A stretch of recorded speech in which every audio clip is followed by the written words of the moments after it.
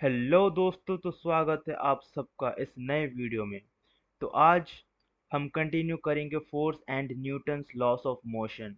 तो आज हम करने जा रहे हैं न्यूटन का सेकंड लॉ ऑफ मोशन। अगर आपने मेरे पिछले वाले वीडियो नहीं देखे हैं तो यहाँ पर एक आई बटन दिख जाएगा, ठीक है ना। वहाँ से आप मेरे पूरे प्लेलिस्ट को देख सकते हो और मैंने बहुत ही ज़्यादा इंटरेक्टिव सा कोर्स बना के रखा हुआ है।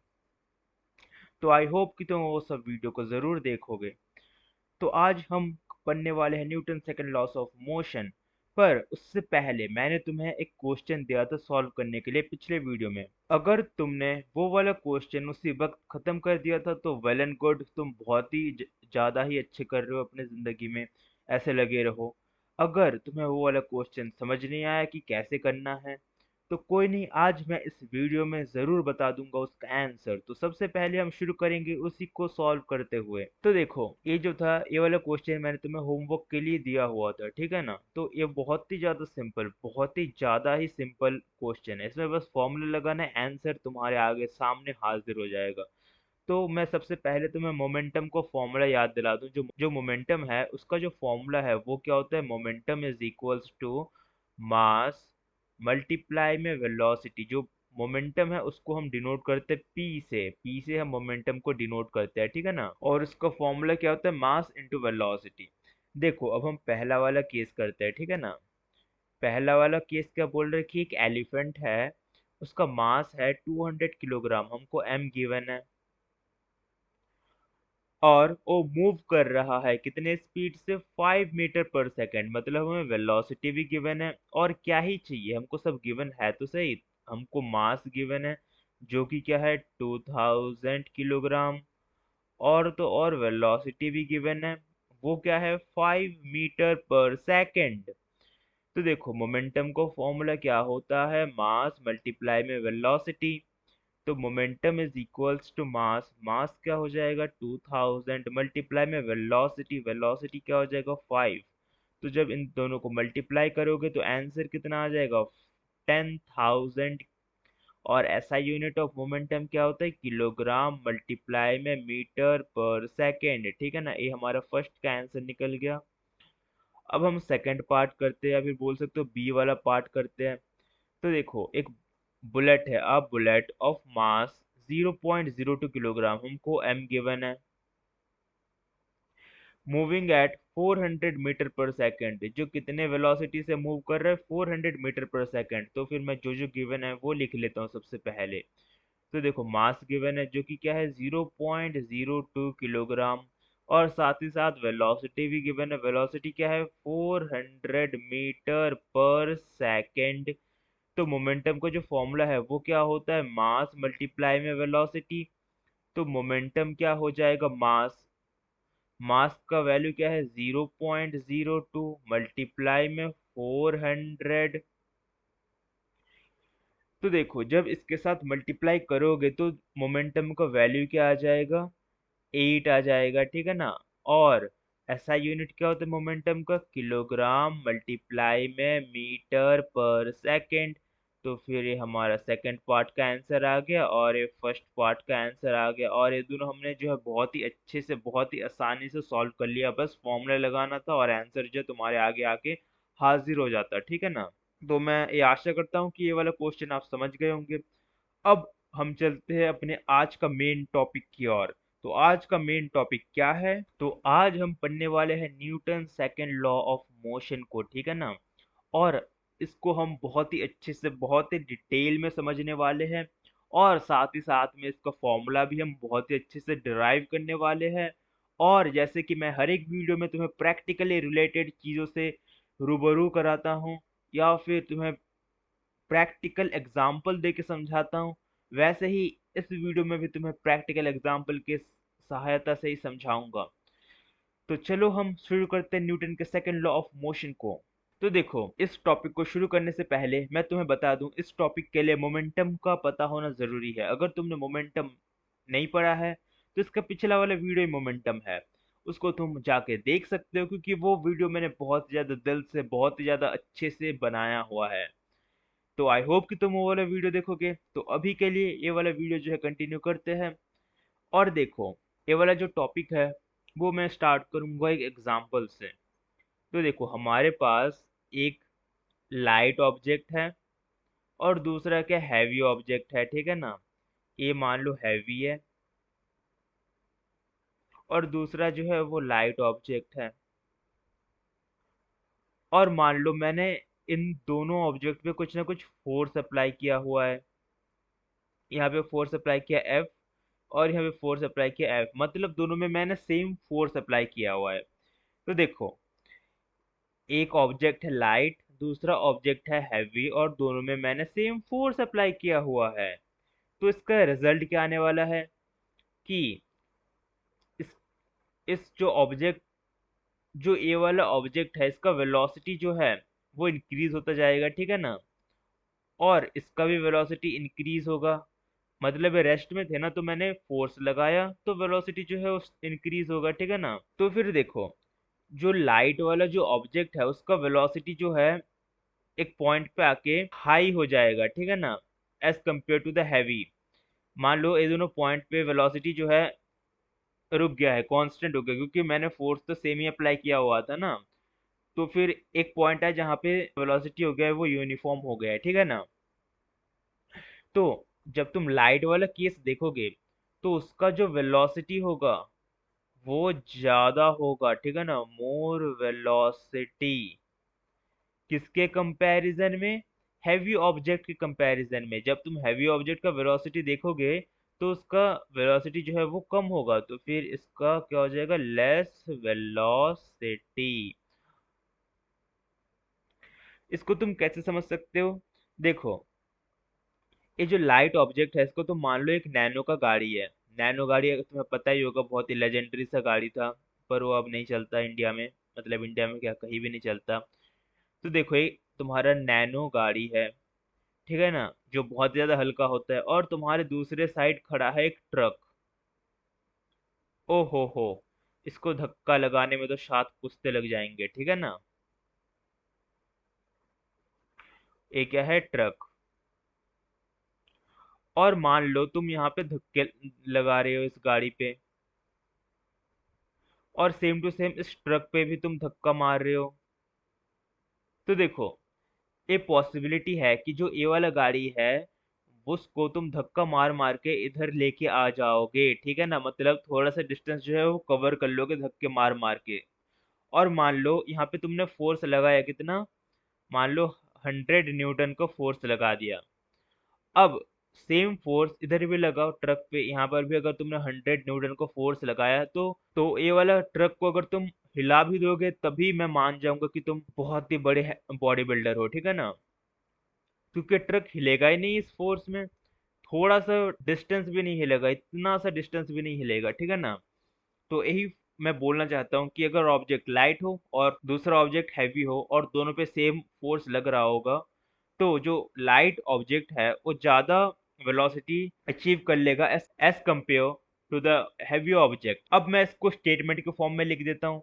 तो देखो मैं इसको स्टेटमेंट के फॉर्म में लिखने जा रहा हूँ। तब तक तुम इस वीडियो को लाइक कर दो, और तुम्हें कौन सा वीडियो सबसे पसंद आया और क्या सजेशन देना चाहते हो वो तुम कमेंट कर दो। तो मैं ये वाला स्टेटमेंट लिख देता हूँ। तो ये जो स्टेटमेंट है ये होता है न्यूटन का सेकंड लॉ ऑफ मोशन, और ये जो स्टेटमेंट है बहुत ज़्यादा ही इम्पोर्टेंट है, ठीक है ना। इसको जो इस स्टेटमेंट को तुम्हें अपने कॉपी में नोट डाउन ज़रूर करके रखना है, और साथ साथ इसको याद भी करके रखना है, ठीक है ना। तो देखो स्टेटमेंट बोलना क्या चाहता है, तो मैं एक बार पढ़ के सुना देता हूँ। The rate of change of momentum, जैसे मैंने बोला था कि मोमेंटम का जो है सेकंड लॉ ऑफ मोशन में ज़रूरत होने वाला है, तो यहाँ पे ज़रूरत पड़ भी गया है, ठीक है ना। The rate of change of momentum of a body is directly proportional to the applied force and takes place in the direction in which the force acts। तो देखो सबसे पहले मैं तुम्हें बता दूं कि जो rate of change of momentum है वो डिनोट क्या करना चाहता है। जो rate of change of momentum अगर तुम्हें कहीं भी दिख जाए रेट ऑफ चेंज, तो फिर वो डिनोट करना चाहता है कि इतने टाइम इंटरवल में कितना चेंज आया है, वो डिनोट करना चाहता है। मतलब मैं बोलना क्या चाहता हूँ, जैसे यहाँ पे बोल रखा है rate of change of momentum, तो फिर ये असली में बोलना चाहता है change of momentum divide by time.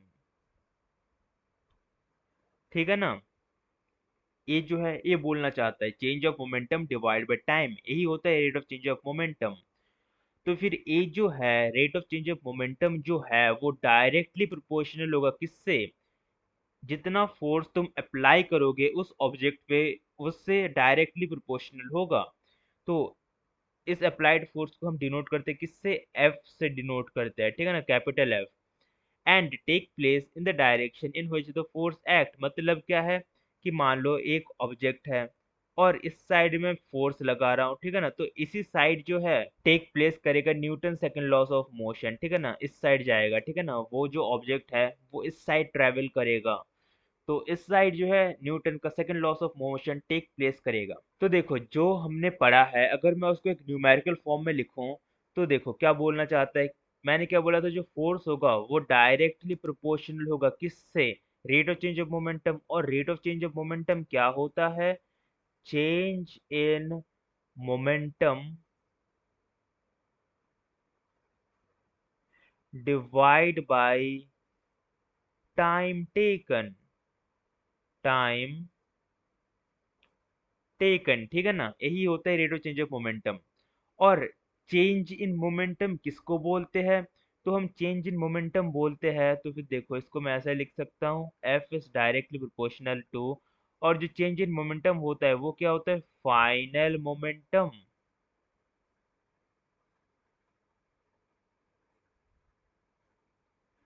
Minus initial momentum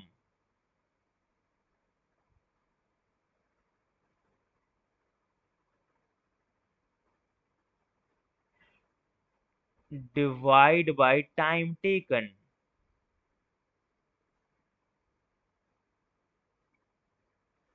तो अगर मोमेंटम को फॉर्मूला तुम भूल गए हो, तो मोमेंटम का जो फॉर्मूला होता है वो m मल्टीप्लाई v होता है, ठीक है ना, तो देखो फाइनल मोमेंटम जो है वो तो हो जाएगा m v, और जो इनिशियल मोमेंटम है वो क्या हो जाएगा, वो m मल्टीप्लाई में, इसको मैं अच्छे से लिख देता हूँ, m मल्टीप्लाई में u हो जाएगा, ठीक है ना, जैसे ए m मल्टीप्लाई में v था और a क्या हो जाएगा m मल्टीप्लाई में u। तो फिर जो f है वो डायरेक्टली प्रोपोर्शनल हो जाएगा किसके, M V minus M U divide by T, क्योंकि टाइम टेकन को हम डिनोट करते हैं t से, ठीक है ना। तो देखो f जो है वो डायरेक्टली प्रोपोर्शनल होगा किसके, तो फिर देखो इन दोनों को, इन दोनों में देखो m जो है वो कॉमन है, यहाँ पर भी है यहाँ पर भी है, तो फिर m को हम क्या ले लेंगे, कॉमन ले लेंगे। और यहाँ पर क्या आ जाएगा ब्रैकेट के अंदर v minus you divide by T. अगर तुम भूल नहीं गए होंगे, हमने पढ़ा था फर्स्ट चैप्टर में, मतलब मोशन वाले चैप्टर में हमने पढ़ा था तीन इक्वेशन ऑफ मोशन। उसका जो पहला इक्वेशन ऑफ मोशन है वो क्या होता है, v is equals to you plus A T. ये वाला इसमें काम आने वाला है, कैसे देखो, जब हम u को इस साइड लेके आएंगे तो फिर क्या बन जाएगा, v minus U is equals to a multiply में t। तो फिर देखो अगर मैं t को इसके नीचे लेके जाऊंगा तो फिर ये डिवाइड में आएगा ना, तो फिर a is equals to we minus you divide by T. तो फिर ये वाला क्वांटिटी देख रहे हो और ये वाला देख रहे हो, v minus you divide by t, v minus you divide by t, ये दोनों सेम है। तो फिर इसके बदले मैं क्या लिख सकता हूँ, a लिख सकता हूँ, क्योंकि ये दोनों जो है सेम है, a is equals to we minus you divide by t होता है, तो इसके बदले मैं a लिख सकता हूँ ना, सिंपल सा मैथ है। तो देखो क्या बन जाएगा, f directly proportional to m multiply में a, तो फिर a जो है फाइनल आ गया। तो फिर देखो ये जो डायरेक्टली प्रोपोर्शनल है इसको हम हटा सकते हैं कैसे, एक हमें प्रोपोर्शनलिटी कांस्टेंट लगाना पड़ेगा। तो फिर क्या लगाना पड़ेगा, प्रोपोर्शनलिटी कांस्टेंट, तो फिर k लग जाएगा, k multiply m multiply a हो जाएगा, ठीक है ना। तो फिर a जो है ये वाला फॉर्मूला बन जाएगा, पर k की जो वैल्यू होती है वो 1 होती है, जिसके वजह से जो फाइनल फॉर्मूला बनता है वो क्या बनता है, m मल्टीप्लाई a बनता है। तो हमने क्या फाइंड आउट कर लिया, हमने ये फाइंड आउट कर लिया कि जो फोर्स है वो किसके बराबर है, मास मल्टीप्लाई एक्सेलरेशन के बराबर होता है, ठीक है ना। तो फिर जो न्यूटन का सेकंड लॉ ऑफ मोशन है वो हमें क्या बताता है? ये हमें रिलेशनशिप बताता है, किसके बीच में? फोर्स एंड एक्सीलरेशन के बीच में रिलेशनशिप बताता है। तो फिर इसको हम इस तरह से भी लिख सकते हैं ना, इस वाले फॉर्मूले को हम किस तरह से लिख सकते हैं? A is equals to f by m लिख सकते हैं। इसका मतलब क्या है कि देखो, अगर तुमने मास को डबल कर दिया, मतलब अगर m जो है वो क्या हो जाएगा, 2m अगर हो गया, तो फिर जो एक्सेलरेशन है वो जो है हाफ हो जाएगा, तो फिर ये क्या बन जाएगा? हाफ बन जाएगा। ठीक है ना? इसको तुम इस तरीके से समझो। एक पतला इंसान है जिसका वजन क्या है, मान लो 25 किलोग्राम का है, ठीक है ना? और एक दूसरा है मोटू इंसान। मोटू इंसान का वजन कितना है? 50 किलोग्राम। उसका डबल, जैसे मैंने बोला था, अगर इसको तुम m मान रहे हो तो फिर ये क्या बन जाएगा? 2m बन जाएगा। जब a भागता है तो इसका एक्सेलरेशन होता है a, तो फिर a जब भागेगा तो इसका एक्सीलरेशन कितना हो जाएगा? a/2 हो जाएगा। यही बोलना चाहता हूँ मैं बस। तो देखो, हमने फॉर्मूला तो बहुत ही आसानी से निकाल दिया है। और जैसे कि तुम्हें पता ही होगा, जब हम फॉर्मूला निकालते हैं तो हम एसआई यूनिट भी साथ साथ ही निकालते हैं। तो इसका एसआई यूनिट क्या हो जाएगा? तो देखो, जो फोर्स का एसआई यूनिट होता है वो क्या होता है? न्यूटन होता है। ठीक है ना? जो एस आई यूनिट होता है फोर्स का, वो क्या होता है? न्यूटन। ठीक है ना? इसको हम कैपिटल एन से डिनोट करते हैं। तो फिर हमने जो है बहुत ही अच्छे से फोर्स के बारे में जान लिया, और साथ साथ Newton second law of motion को भी देख लिया, और उसका एक फॉर्मूला ड्राइव कर लिया, जो कि क्या है formula? F is equals to mass multiply में एक्सिलरेशन, ये वाला फॉर्मूला। और ये बहुत ही ज़्यादा इम्पोर्टेंट फॉर्मूला है, क्योंकि ये जो है हर जगह न्यूमेरिकल में बहुत ज़्यादा इस्तेमाल होने वाला है। ठीक है ना?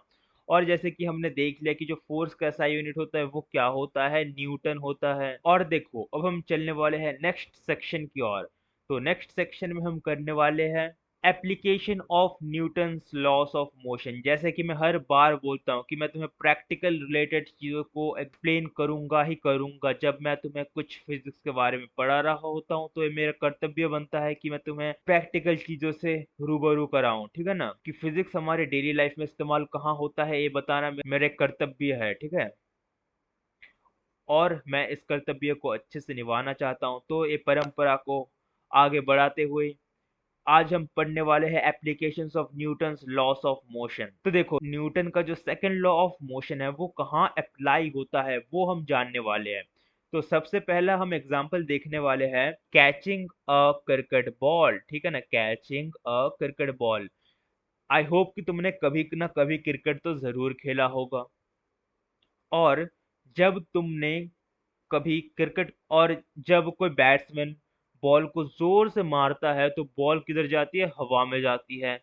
और अगर फील्डर के रूप में तुम खड़े हुए हो नीचे, ये तुम्हारा कर्तव्य बनता है कि तुम उस बॉल को कैच करो। तो देखो, एक कैचिंग का टेक्निक है, किसी के साथ शेयर मत करना, क्योंकि अगर ये टेक्निक सीख जाओगे तो तुम बहुत ही अच्छा एक फील्डर बन जाओगे। ठीक है ना? तो देखो, ये टेक्निक क्या बोलता है कि मान लो बॉल जो है वो ऊपर से आ रही है। ठीक है ना? ये जो है, मान लो बॉल आ रही है और तुमने यहाँ पे हाथ रखा, और मान लो ये तुम्हारा हाथ है। ठीक है ना? और तुमने कैच कर लिया।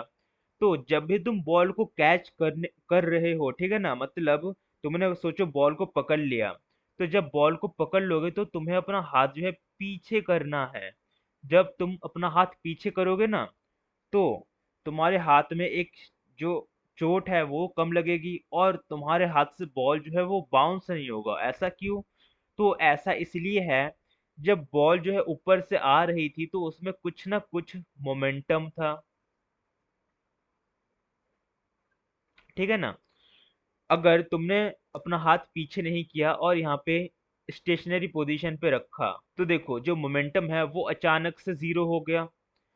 मान लो कुछ ना कुछ मोमेंटम वो कैरी करके ला रहा था, तो जब तुमने कैच कर लिया तो उसका मोमेंटम अचानक से जीरो हो गया, जिसके वजह से वो तुम्हारे हाथ पे कुछ ना कुछ जो है फोर्स डालेगा। ठीक है ना? और वो फोर्स जो है वो ह्यूज हो सकता है। अगर तुम्हारा बॉल जो है वो लेदर वाला हो तो कुछ ना कुछ फोर्स डालेगा तुम्हारे हाथ पे। ठीक है ना? जिसकी वजह से तुम्हारे हाथ जो है उसमें चोट लग सकती है। और या फिर ऐसा हो सकता है कि तुम्हारे हाथ से बॉल जो है वो इम्पैक्ट हुआ और फोर्स लगाया और उछल के बाहर चला गया, ठीक है ना, जिसके वजह से तुम अगले मैच में नहीं खेल पा रहे होंगे।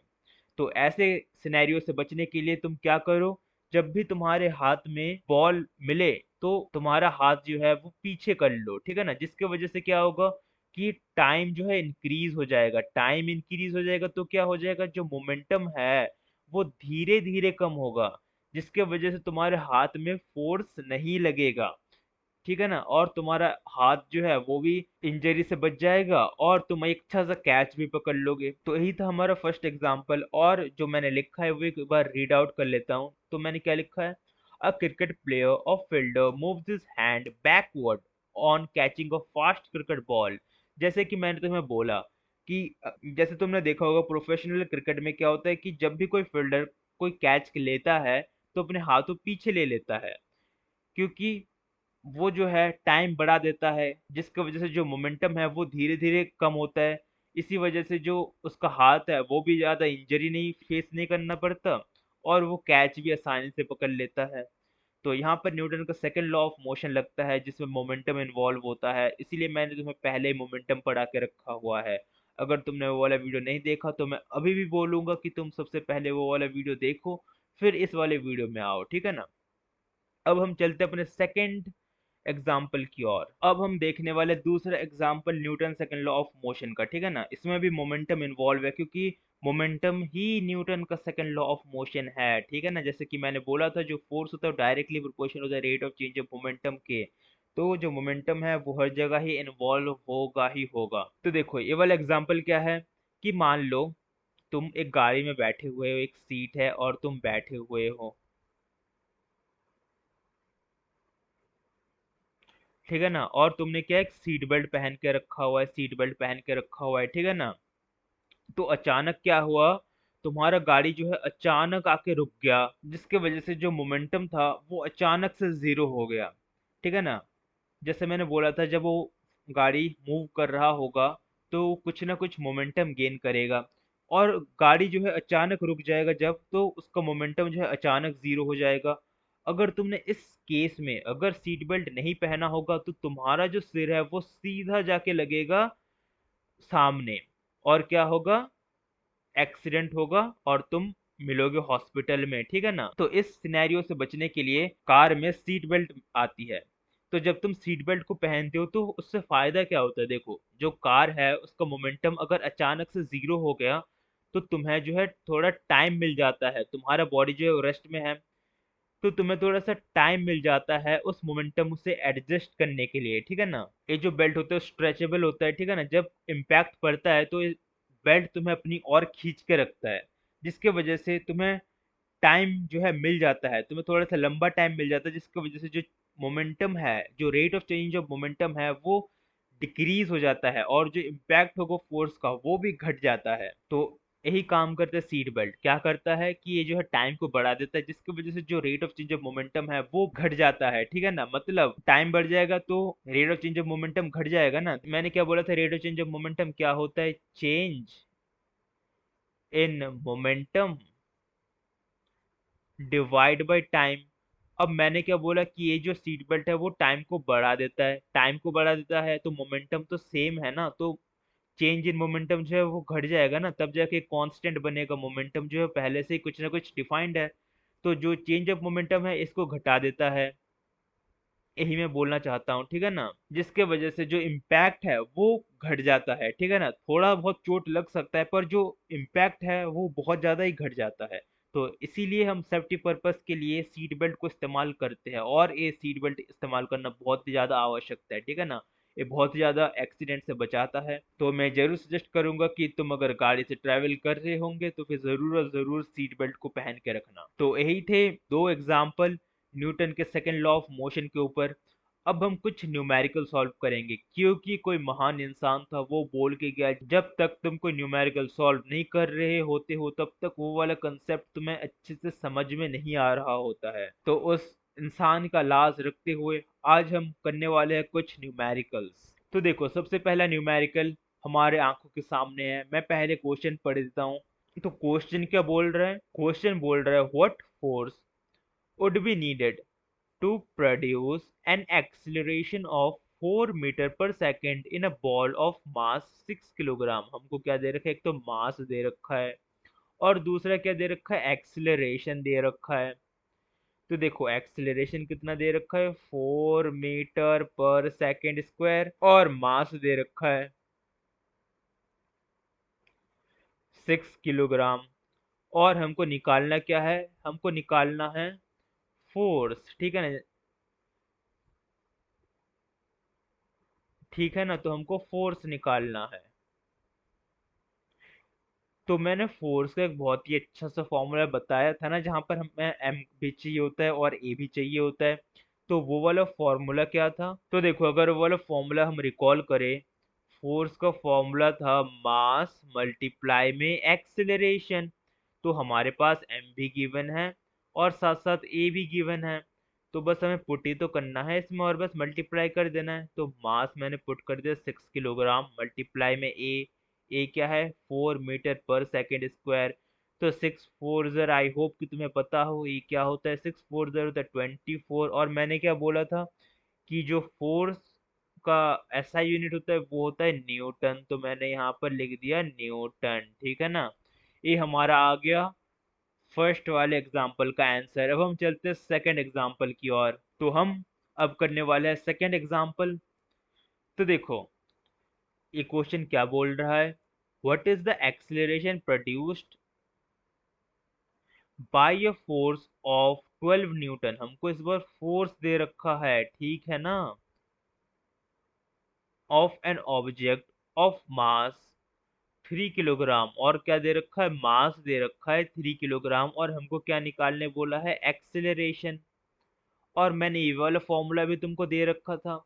तो सबसे पहले जो जो गिवन है वो मैं एक बार लिख लूँ। सबसे पहले अपन को फोर्स गिवन है जो कि क्या है 12 न्यूटन, और दूसरा क्या है, मास गिवन है, मास क्या है 3 किलोग्राम। और क्या गिवन है, और एक्सेलरेशन हमको निकालना है।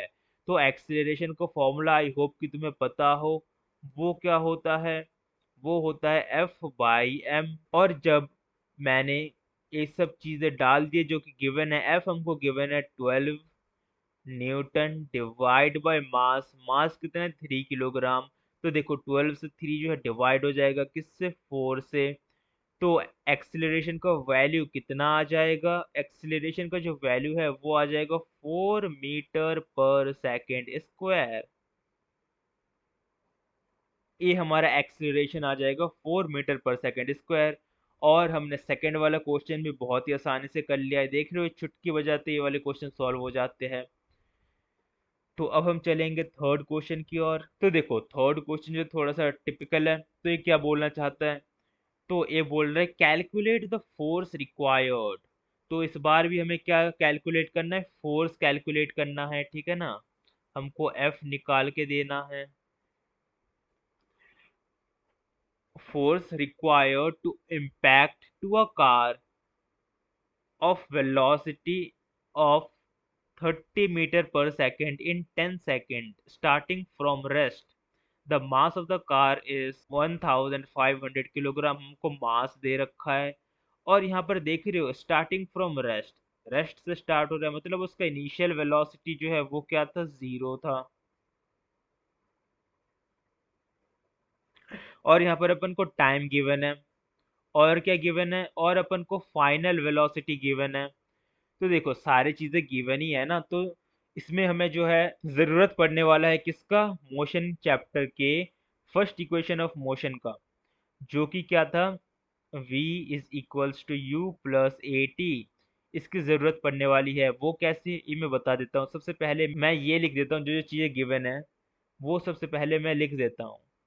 तो देखो हमको v गिवन है वो क्या है, 30 मीटर पर सेकेंड। और u गिवन है वो क्या है, 0 मीटर पर सेकंड। साथ साथ t भी गिवन है 10 सेकंड। और क्या गिवन है, और गिवन है मास, मास कितना है 1500 किलोग्राम। और क्या चाहिए, और अपन को निकाल के देना है फोर्स, ठीक है ना। तो देखो जो फोर्स का फॉर्मूला था वो क्या था, force is equals to mass into acceleration.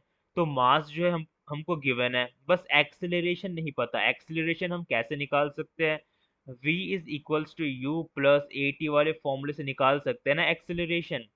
तो देखो, अगर मुझे ए निकालना है तो मुझे थोड़ा सा मॉडिफिकेशन करना पड़ेगा।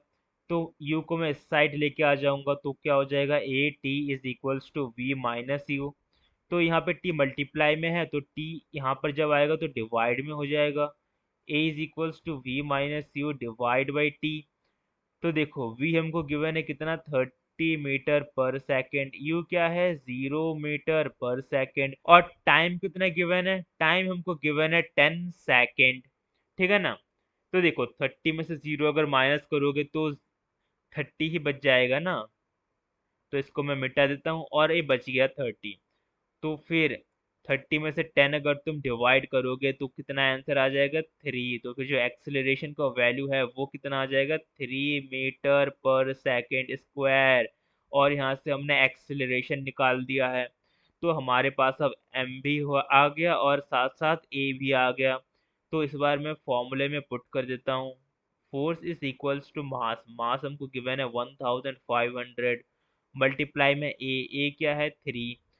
तो फिर जब मैं इन दोनों को मल्टीप्लाई करूंगा तो आंसर कितना आने वाला है, 4500 न्यूटन। तो फिर हमने ये वाला क्वेश्चन भी सॉल्व कर दिया है बहुत ही ज़्यादा आसानी से। अब हम चलते हैं नेक्स्ट क्वेश्चन की ओर। और ये वाला क्वेश्चन मैं तुम्हें होमवर्क देना ज़्यादा पसंद करूंगा, ये तुम्हारा होमवर्क है, ठीक है ना? तो आई होप कि तुम ये वाला होमवर्क ज़रूर और ज़रूर करोगे। जैसे तो ये वाला वीडियो ख़त्म होगा, साथ ही साथ ये वाला होमवर्क करने बैठ जाना, क्योंकि कल कभी नहीं आता। ठीक है ना? तो जैसे वीडियो ख़त्म होगा तुरंत से ये वाला क्वेश्चन सॉल्व करो, और इसका जो आंसर है वो कमेंट में बताओ कि आंसर क्या आने वाला है। तो आज के लिए बस इतना ही। तो आई होप कि तुम्हें वाला वीडियो पसंद आया होगा। अगर पसंद आया है तो इस वीडियो को लाइक कर दो और अपने दोस्तों के साथ शेयर कर दो, क्योंकि जो शेयरिंग होता है वो केयरिंग होता है। ठीक है ना? और इस चैनल को ज़रूर और ज़रूर सब्सक्राइब कर दो, क्योंकि ऐसे इंफॉर्मेशन वाले वीडियो और ऐसे नॉलेजेबल वीडियो इसी चैनल में मिलेंगे तुम्हें। ठीक है ना? तो आई होप कि तुम्हें ये सब वीडियो में मज़े आ रहे होंगे। तो अगर मज़े आ रहे हैं तो इस चैनल को ज़रूर और ज़रूर सब्सक्राइब कर देना, और जल्द से जल्द इस चैनल को 1000 सब्सक्राइबर पूरे करवा दो यारो। आई होप कि तुम जल्दी से जल्दी 1000 सब्सक्राइबर पूरे करवा दोगे। तो इसी उम्मीद के साथ मैं ये वाला वीडियो को ख़त्म करता हूँ और मिलते हैं नेक्स्ट वीडियो में। तब तक के लिए बाय बाय।